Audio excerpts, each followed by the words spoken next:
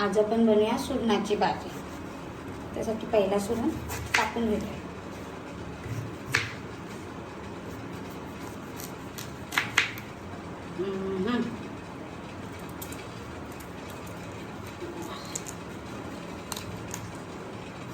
टाकून घेऊ सुरण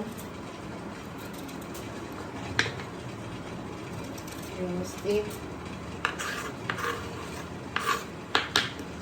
यात खूप माती असते, बारीक बारीक चौकोनी फोडी करायच्या। तुम्हाला पाहिजे तेवढ्या आकाराच्या करू शकते। सुरण को अच्छे से काटने का, चौकोन चौकोन काटने का इसको, जिसे बाद में धोने का, क्योंकि इसमें बहुत सारा माती रहता है। इसका माती पेट में नहीं जाना चाहिए। ऐसा काटने का, चौकोन चौकोन काटने का। पता है आपको ऐसा काटने का, चौकोन चौकोन काटने का। मैं पूरा काट के लेती हूँ। ये देखो ऐसा चौकोन चौकोन बारीक बारीक काटने का। अभी इसको 3-4 पानी से मस्त धोने का।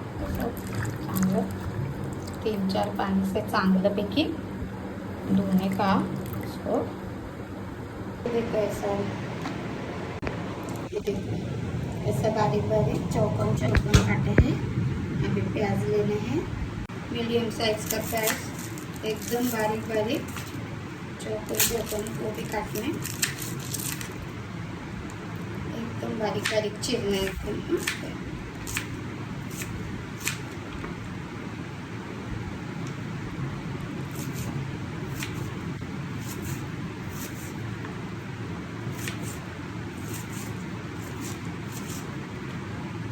एक छोटू सा टोमेटो लेने का, इसको भी बारीक बारीक छीलने का।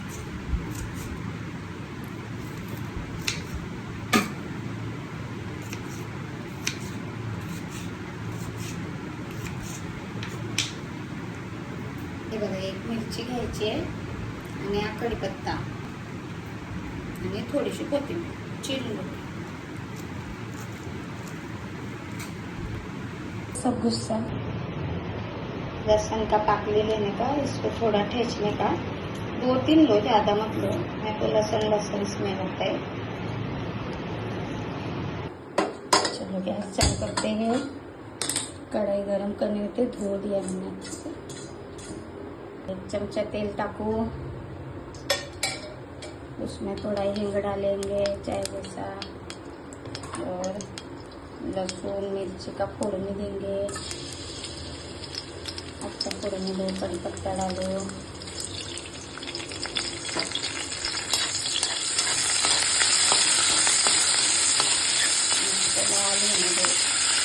इसमें कांदा डालो। चने के ऊपर से डालने का, बाद में कांदा डालेंगे के बाद तो डालेगा तो कांदा लाल नहीं होता है जल्दी, तो कांदा करेगा सबका वांदा। गुलाबी रंग मस्त हुआ है कांदे का। अभी टमाटो डालते हैं, थोड़ा सा ही लेने का टमाटो। लाल मस्त फोड़नी हो गई। बीच में डालेंगे थोड़ा सा हल्दी, थोड़ा लाल मसाला घर का बना हुआ 1 चम्मच, तो मिक्स करने का फोड़नी, मिक्स करने का स्लो गैस करते हुए। नमक कभी भी खाना के ऊपर से नमक डालना है, क्योंकि नमक जलाएगा ना तो थायराइड का जैसा बीमारी हो सकता है। नमक जलना नहीं चाहिए, अच्छे नहीं से इसे मिक्स हुआ है। अभी ये सुरन पकाने के लिए थोड़ा पानी डालना पड़ता है। थोड़ा किंचित सा पानी डालना, नहीं तो जल जाता है ना।